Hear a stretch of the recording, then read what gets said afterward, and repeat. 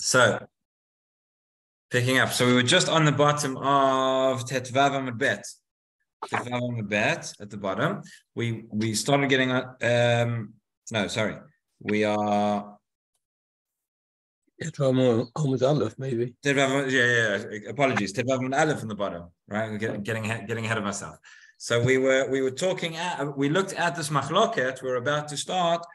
See the machloket between Rabbi Yochanan and Reish Lakish. Again, what we're dealing with is a lav shenitak le'aseh or a lav shekdamo aseh, which according to Rabbi Yochanan, we would view them as two separate things. According to Reish Lakish, we really view both in the same way.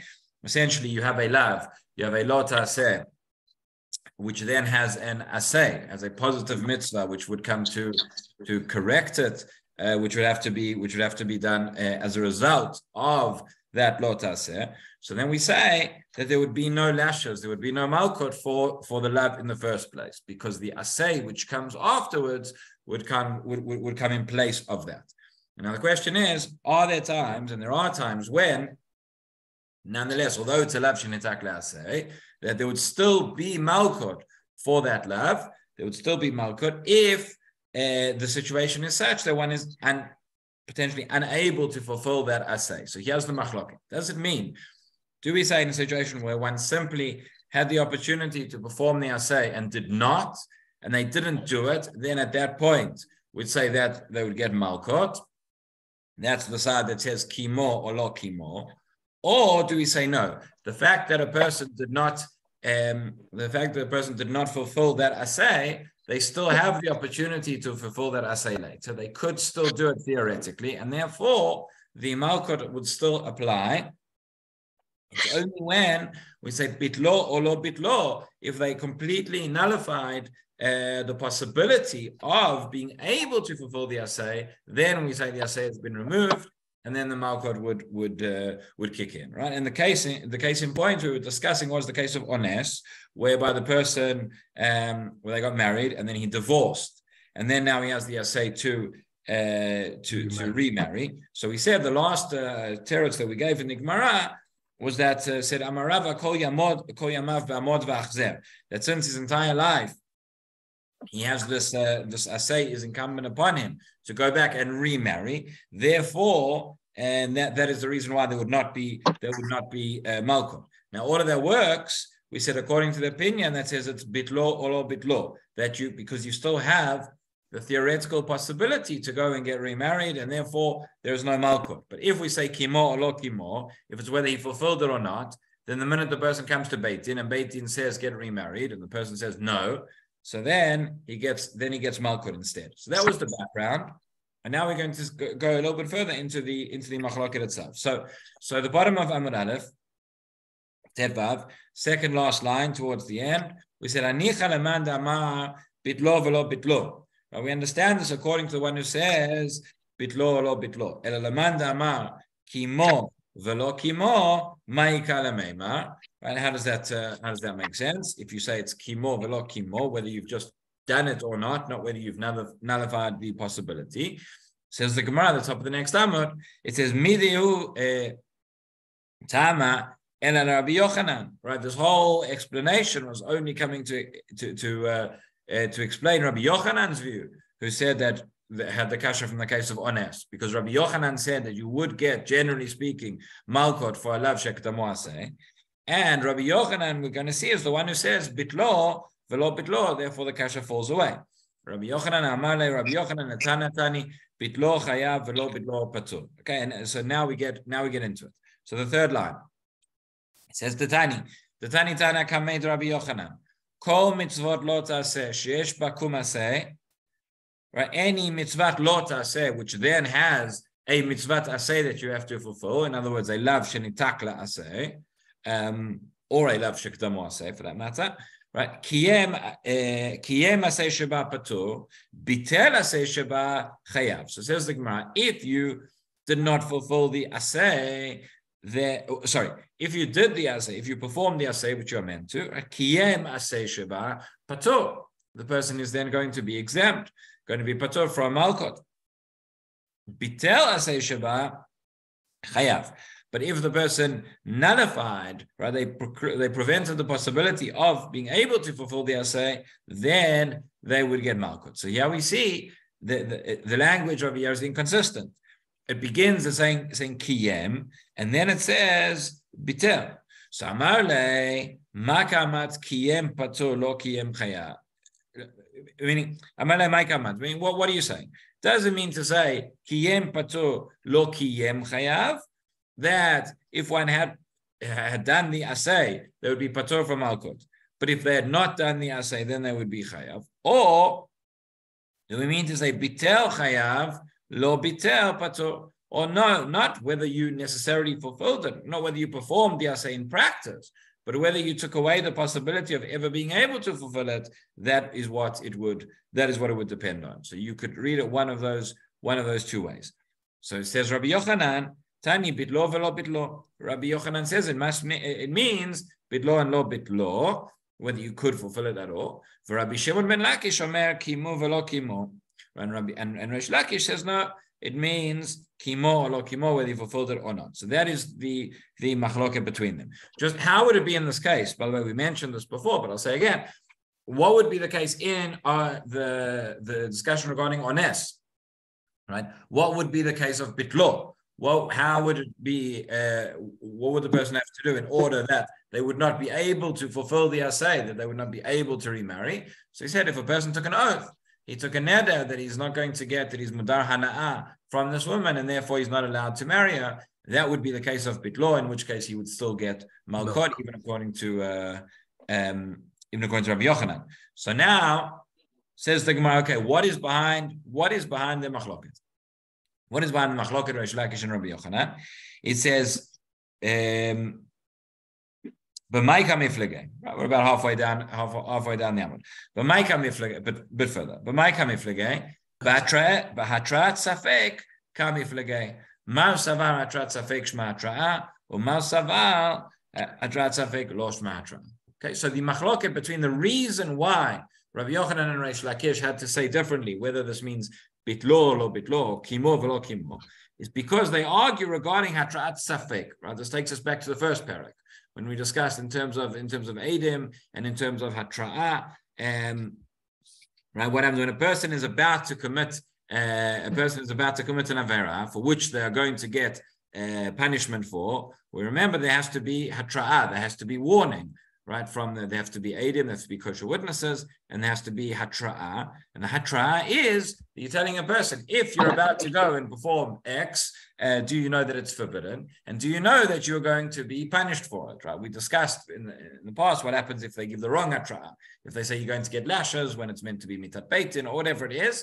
Not getting into that now. But the point is, a person has to be, the hatra'ah, it has to be something definite. Person has to know what they're doing. Person has to know what they're getting into. A person has to know what the punishment is. Right? So the hatra'ah has to include what you're about to do is forbidden, and what you're about to do will give you a malkot, will give you a nita, will give you karet, or whatever it is. So, yeah, what happens if you give a person hatra'ah, but there may not actually, nothing may come, it may be a situation where nothing comes out of it. That's called hatra'at safek. Would that work or not? So we can understand that there are those who say there's going to be an opinion that says, no, hatra'ah has to be definite. It has to be definite, and therefore, if there's a doubt as to whether the punishment's actually going to be, then it would not be valid, and therefore there would be no punishment at all. On the other hand, you might say, no, hatrat safek, what the person is doing is definitely forbidden. They're definitely fulfilling a transgressing, and they should get a punishment for it. Maybe other circumstances, other technical reasons afterwards for which the malkut will not come, as we'll see, but that does not detract from it. So that's the machloket between Rabbi Yochanan and Reish Lakish, whether you can have hatra'at safek or not. There's another part of this, which is how far do we look? Well, when we have a lav shenitak le'aseh, how do we define the transgression? How do we define the lav, the prohibition for which one would get malkut? Do we say that that action in and of itself, a person transgressed the lot aseh, and that's finished? The fact that there is then an assay afterwards, that is something again, I guess maybe technical. That's something to do with which they then have to do, and that would help them not to get in practice, not to get the Makkot. But that is a separate piece, meaning the love itself is finished. Or do we say no? The love extends. In order for a person to be punished for the love, it means they have to do the love and they have to nullify the option to do the asay. That's what Rabbi Yochanan is going to say. So let's see it inside. How does this exactly work regarding Hatrat Safek? So we said, "B'may kam miflagei b'Hatrat Safek kam miflagei." Ma savar Hatrat Safek shma hatra'a, u'ma savar Hatrat Safek lo shma hatra'a. Okay, so let's see. Maybe before we carry on, let's go see in Rashi. So let's go back to Rashi from a few lines above. Okay. Right, let's go back to Rashi, where he says 4 lines from the top of the page, Hamale Rabbi Yochanan Latana. So he says, Lekaman Tani Bitlo Chaya Velo Bitlo Pator, Avarish Lakish, Tani Kimo Velo Kimo, Lo Darish Leila Amod Vachzer, Ela Lifnei Gerushin. So that's going back to what we said before, that the question that we had from the previous Amud, we said that this whole thing was going according to Rabbi Yochanan's approach. Rabbi Yochanan said that this is about bitlo or lo bitlo, but Reish Lakish, who said it's kimo lo kimo, so therefore we said lo darish leila mod v'achzer ela lifnei gerushin. In the case of Ones, Reish Lakish learned that asay is only referring to where the person has to get married in the first place before the gerushin.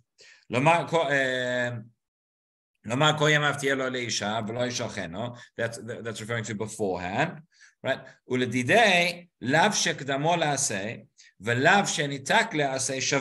to Reish Lakish, said there is no distinction between a lav shekdamo aseh or a lav shenitak le'aseh. In both cases, right, it's the same thing. And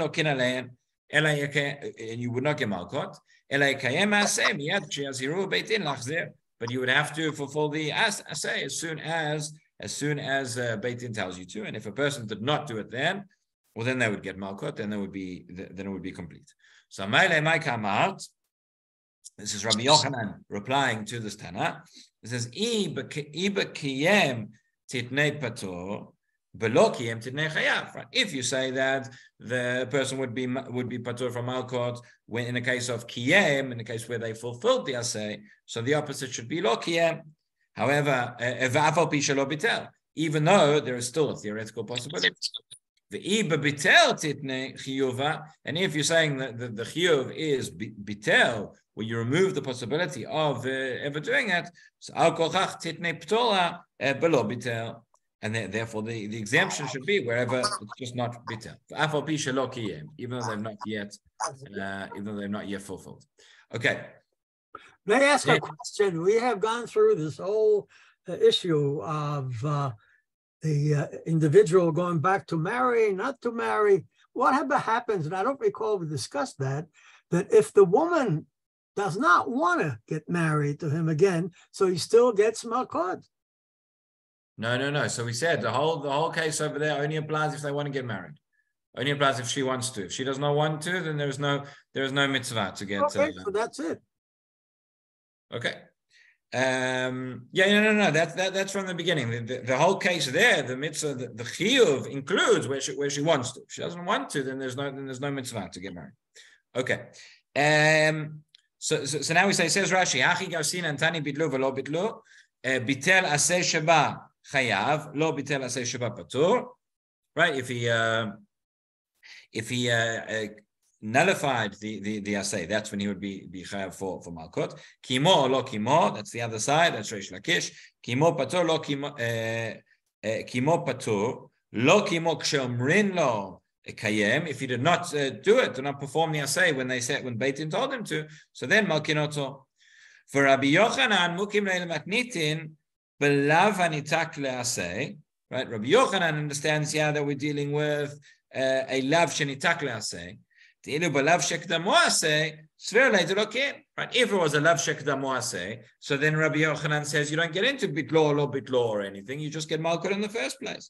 Reish Lakish ben nitak ben kedamo asay shavin. And Reish Lakish, as we said, says in both cases it's the same. Okay, so now explaining this connection between this and Hatrat Safek. So says Rashi on the first of the wide lines, Rabbi Yochanan Savar, Hatrat Safek Shma Hatra'a, V'af al gav d'chol lo ta'aseh shenitak le'aseh lidvarav Hatrat Safeki. Right. What comes out of this is that according to any lo ta'aseh shenitak le'aseh, meaning according to Rabbi Yochanan, any lav shenitak le'aseh is going to be a Hatrat Safek. Right? Why? She'arek shover alav tzarich le'atrot bo. Right, before the person commits the lav, right, person's about to steal, so he gets the atra'ah. Then what he's doing is forbidden, and what he's doing is he could get Makkot for, right?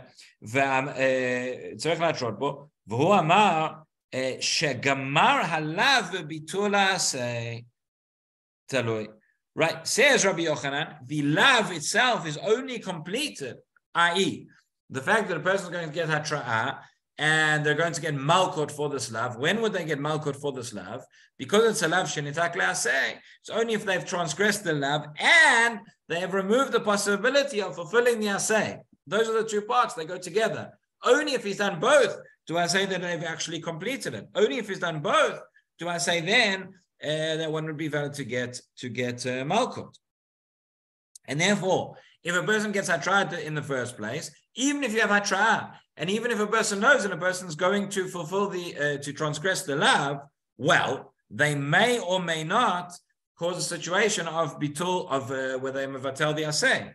And therefore, even if they do the first part, but they don't do the second part, there would be no malkut.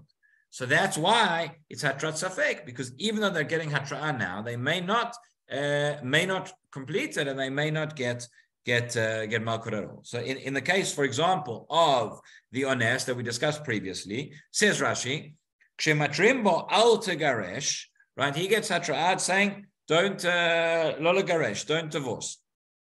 Well, safeku shema lo yivatel ta'aseh lahadira b'hana'ah. We say what would be the completion of that love, that he gets divorced and then he takes a neder that he's never going to get any benefit again, and therefore he would not be able to remarry this woman. Only then has he done all of it. But if he doesn't do that second half, well, then that's hatrat safek, because you haven't fully transgressed that love, and therefore there would be no malkut. It's only then, if he does that, takes that neder and he cancels that then he would get malkut. Therefore, alma hatrat safek shma hatra'ah. So, but Rabbi Yochanan says that nonetheless, if he does that, if he is mevatel then I say, then at that point he would get malkut.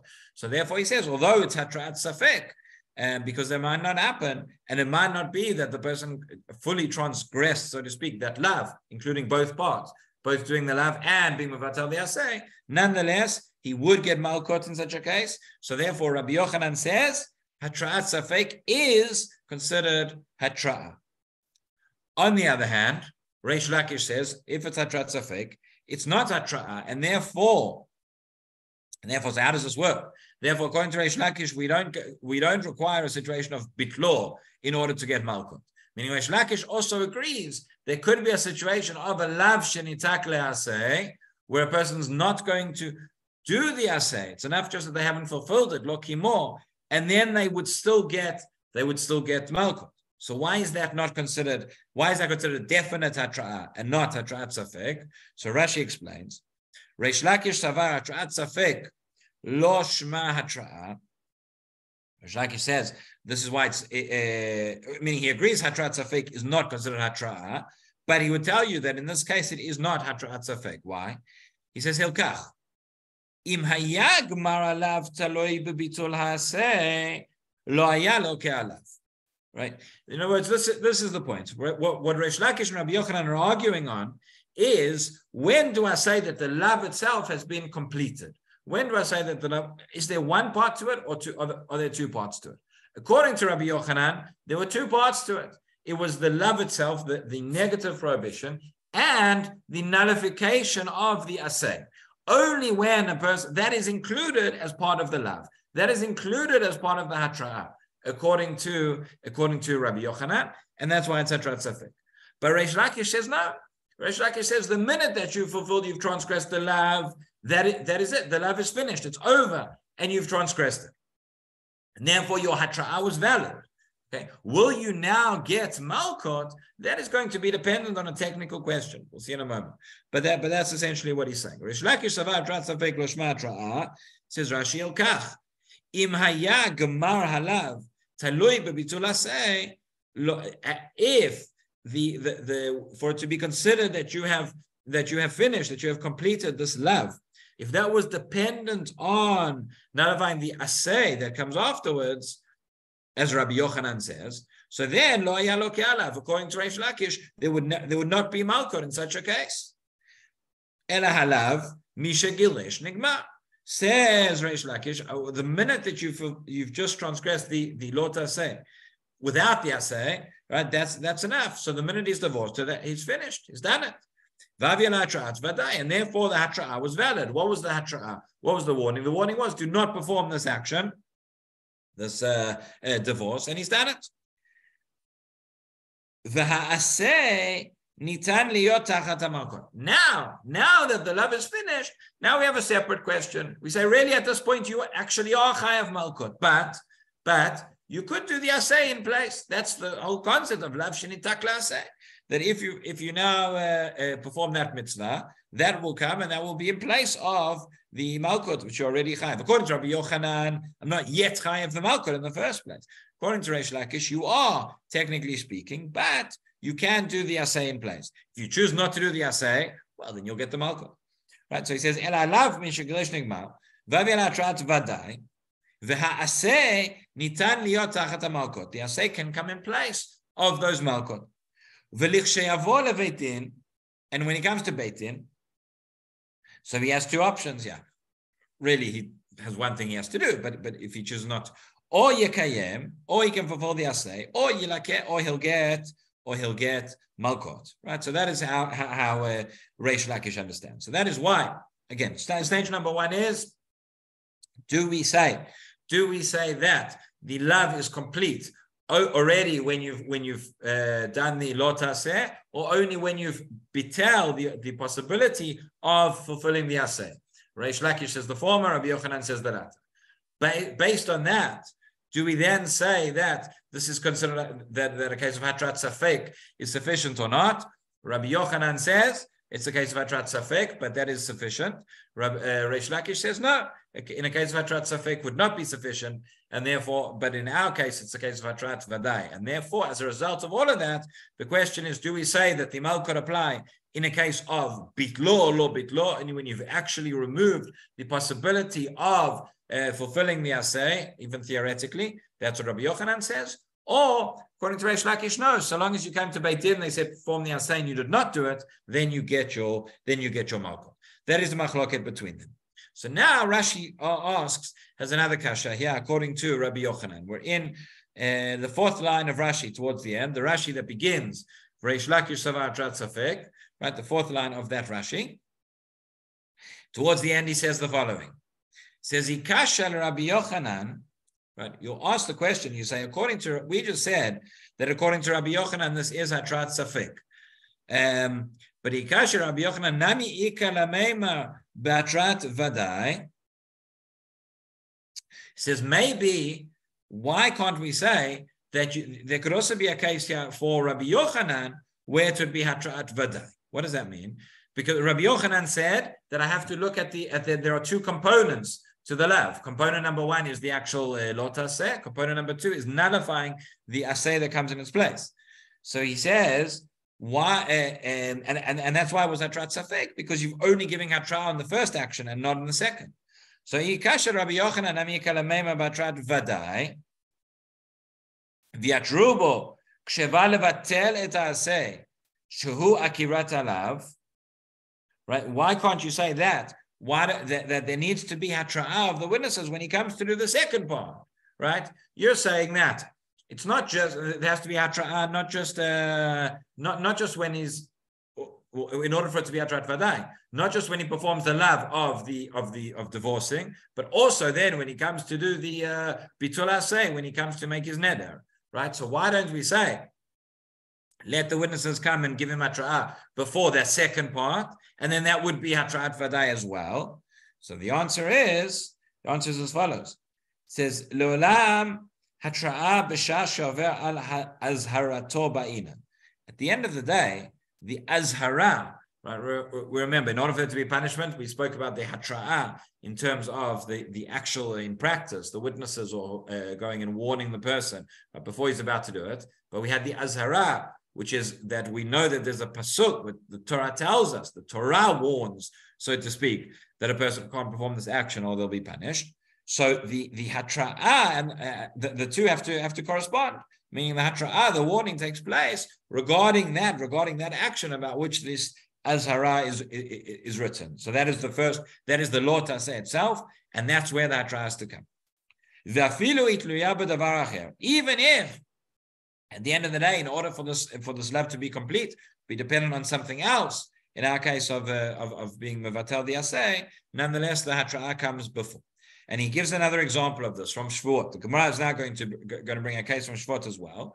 But Rashi brings us this case. He says, "Kedamrina b'Shvuot, shvua shelo uchal kikar zu im uchal zu." Person makes a shvua. They have 2 loaves of bread, and the person says, "If I eat the second loaf." Loaves of bread, we can't really call them Reuven and Shimon. But he says, if I'm going to eat the second loaf, then my shvua is I will not eat this loaf of bread if I eat the other one. Okay? So basically we have 2 loaves of bread, which what Rashi is going to call, one is called the achle and one is tanai. One is the one about which he made the oath not to eat, and the other one is the condition, right? If I eat the conditional loaf, the second one, so then I won't eat the first one. So if a person has made such a shvuah, if they now go and eat the bread, which they said they would not eat, they haven't actually transgressed anything yet, because it's only if they go and eat the second loaf, right? So if the person eats the first loaf, they said, I'm not going to eat this, they haven't done anything. But then when they go and eat the other one, they say, I won't eat this loaf, I won't eat loaf A if I eat loaf B. So if he ate loaf A first, the time he's eaten loaf A, he hasn't done anything. But at the time that he's eaten loaf B, he's now transgressed, right? Retroactively, he's transgressed his shvuah. But on the other hand, so the question is this: are we going to say that you're going to give him hatra'ah before he eats loaf B? No, you can't, because that's not what he made his shvuah about. Hatra'ah is only before he eats loaf A. But if you give him hatra'ah before loaf A, well, that's going to be hatra'at safek. That's what we're talking about. If, on the other hand, the person came and he first ate, right, again, his shvuah was, I won't eat loaf A if I eat loaf B. So if he ate loaf B first, right, now, if he comes to eat loaf A, that is the violation of his shvuah, and at that point, then he could get hatra'ah, and that could be. So that's exactly the same that parallels with our case. It says Rashi like this. We saw K'tamrina b'Shvuot, shvuah shelo ochal kikar zo im ochal zo. So achlei letnai v'hadar achlei le'surei hatrat vadai. If he ate loaf B first, the one about he fulfilled the condition first, and then he goes and eats the one he said he wouldn't eat, well, that's hatrat vadai, right? However, if he does it the other way around, achlei le'surei, right? He eats loaf A, which is the isur, but at the time he eats it is not actually any isur yet. He has not fulfilled. He's not finished the lav because condition hasn't been fulfilled. V'hadar achlei litnai, and then he goes and eats loaf B. Well, then have your hatrat safek. That would be hatrat safek. In other words, he's made his oath, and now you have witnesses. They see this person's about to eat. The person's about to eat loaf A. They say, whoa, stop. You can't eat loaf A. Do you know that if you eat loaf A, that is going to be, you are transgressing your shvuah. So according to Rabbi Yochanan, that could work, because at that point, that's hatrat safek. Because maybe he's transgressing, maybe he's not transgressing his shvuah, because I don't know if he's going to eat loaf B or not. And that would be similar to our case. Essentially, what Rabbi Yochanan is saying, that any time you have a lav, shenitak le'aseh, if you're going to give hatra'ah before the person fulfills the lav, I don't know if they have fully fulfilled the lav, so to speak, unless they then go and nullify the possibility of fulfilling the aseh as well. The one is dependent on the other, and that is why Rabbi Yochanan says bitlo or lo bitlo. according to Reish Lakish, they're not dependent on the other. As soon as you fulfill according to Reish Lakish, the analogy would be the person just says, I'm not going to eat loaf A. And that's it. You've done it, you've done it. You've fulfilled the lav. Now, okay, are you going to get Malkot or not? Inherently, intrinsically, you're chayav Malkot. But if you Makayim the Asay, you wouldn't get them. You don't Makayim the Asay, then you would get them. So that's the comparison, and that's how Rashi explains that is a case of Hatrat Safek as well. So just the last two lines there in Rashi, he says, Al Matra'ah Bishat Isur Ba'inan. We see from here that the Hatra has to be at the time when one fulfills the original Isur, which in this case would be the Lav. And that's why to Rabbi Yochanan, you can't give Hatra before the Asay or before Bitul Asay either. Afal Pish Ein Elav Nigmar Ad Yochal Et Shel Tanai. Even though it's not finished until you've eaten the other one of the condition as well. Okay, so that is the machloket. Now says the Gemara. And when it comes to eating, does he eat is it the first mouthful, or does he have to eat the whole of A? That would depend on the language of his shvua. That would depend in terms of what in terms of what he said. But I suppose probably just like with any sort of eating, we have a principle. Also, machlok Rabbi Yochanan and Reish Lakish, the last Perek of Yoma, about Chatzi Shiur Asur min Torah. Right over there, we say regarding Yom Kippur. Right, there's a question in terms of forbidden foods. We say if the amount is for a punishment, right? That's where it would be enough kamina in terms of malkot, etc. Whether it's a kazayit or kutevet agasa or different shiurim for different isurim. But we pass kanak Rabbi Yochanan who says even if you eat less than the shiur, you've still transgressed. That will still be forbidden. So it would probably be the same thing over here.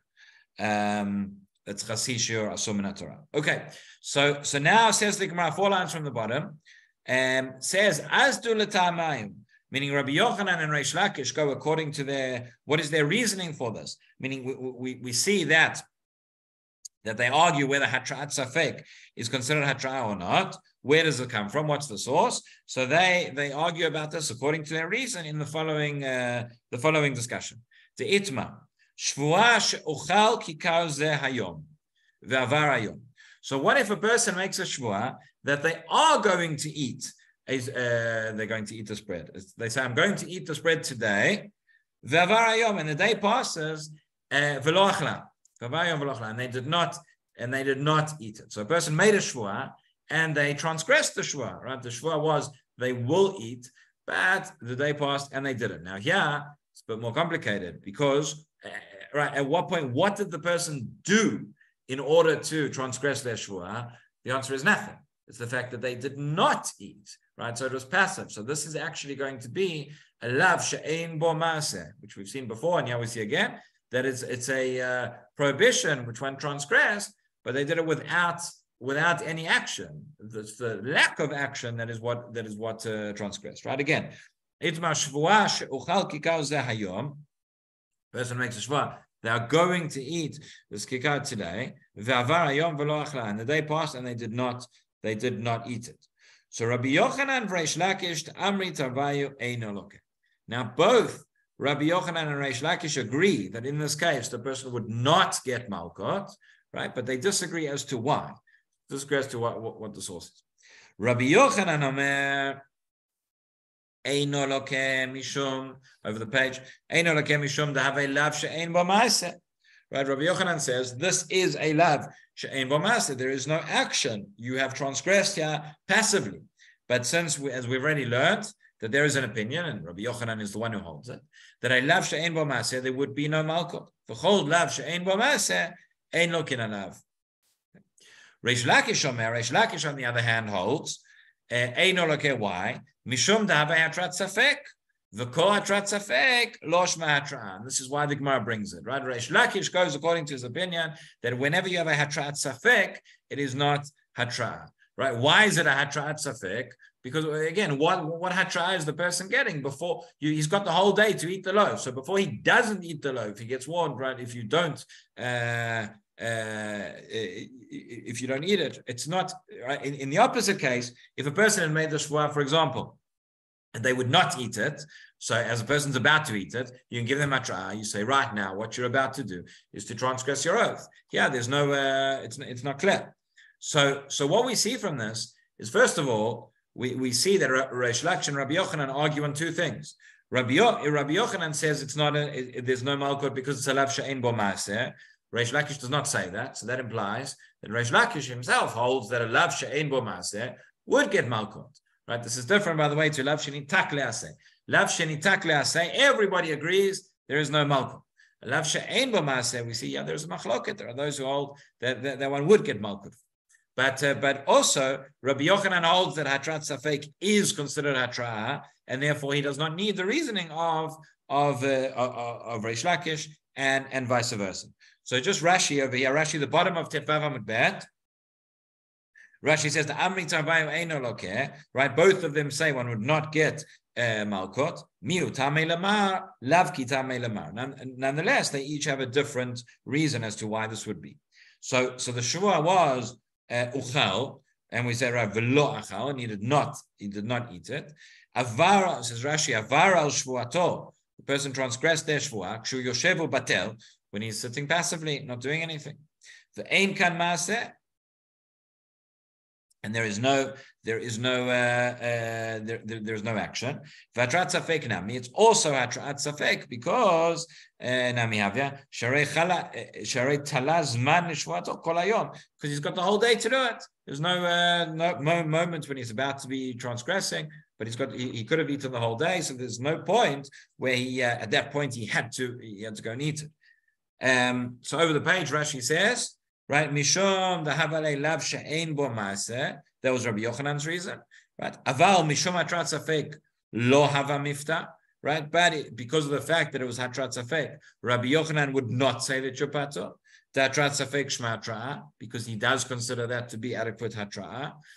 And Reish Lakish said mishum davelei hatrat safek, right? Aval mishum lav she'ein bo maaseh lo hava mifta. Again, Reish Lakish would not exempt one because it's a lav she'ein bo maaseh, because he would hold that a lav she'ein bo maaseh you would get malkut for, right? And then next says the Gemara, with this we'll finish. Says where do each of them derive this from? Reish Lakish and Rabbi Yochanan says Tarvayu, fourth line at the end on Tetzayin Amud Aleph, says Tarvayu aliba de Rabbi Yehuda. Both of them learn it according to what Rabbi Yehuda said in the Braita. Titania, v'lo totiru mimenu ad boker v'anotar mimenu ad boker tzaref. Right? This is the pasuk dealing with notar, another classic lav shenitak le'aseh. Notar, you have a korban, has to be eaten within a certain period of time. You are not allowed to leave it over beyond that period. That is a lav. V'lo totiru mimenu ad boker. However, if one transgressed, and notar mimenu ad boker, then one needs to burn it. That would be the aseh. So it says Rabbi Yehuda, that you have here an aseh after the lot aseh. You have a lav shenitak leaseh, lomar she'en lokin alav, and therefore that is why there would be no malkut. In other words, in the case of notar, had it not been, says Rabbi Yehuda, had it not been a case of lav shenitak leaseh, you would have thought that there would be malkut. So what's the inference? What is the case? Rabbi Yochanan di'e kachi. So Rabbi Yochanan learns like this. Tama da ba'katov. The reason that there is no malkot is because of ba'hakatov, meaning because it's a lav shenitak le'aseh. Halo ba'katov, but if there had been no aseh, lokeh, you would have still got malkot for it. So al ma'atrat safek shma tra'ah. So therefore, says Rabbi Yochanan, similarly to our case, that case there of notar, because again, the obligation is to eat it the whole night. So that would be a case of hatrat safek. Reish Lakish te'ekachi. Reish Lakish learns like this: Itama deba'katuv, halo ba'katuv lokeh. Again, had there not been the aseh, you would have gone malkot. Alma lav she'ein bo ma'aseh lokin alav. Therefore, you see that it's again here in the case of notar, it's a lav she'ein bo ma'aseh. What have you done? You haven't done anything actively to make it notar. You just haven't eaten it, and therefore that would be the case as well. Now the Gemara is going to have to ask, and we'll look at this next week. according to both Reish Lakish and Rabbi Yochanan, each has chosen to focus on the side that it's a Hatrat Safek or that it's a Lav Shein Bo Maaseh. But according to Rabbi Yochanan, it's also a Lav Shein Bo Maaseh. And nonetheless, he holds Lav Shein Bo Maaseh. It doesn't get Malkut. According to Reish Lakish, it's also Hatrat Safek. But we thought that he holds that Hatrat Safek does not get Malkut. So how does that limud work? That we'll have a look at next week. Ad Kan for today. Shach everybody. Thank you. Thank you.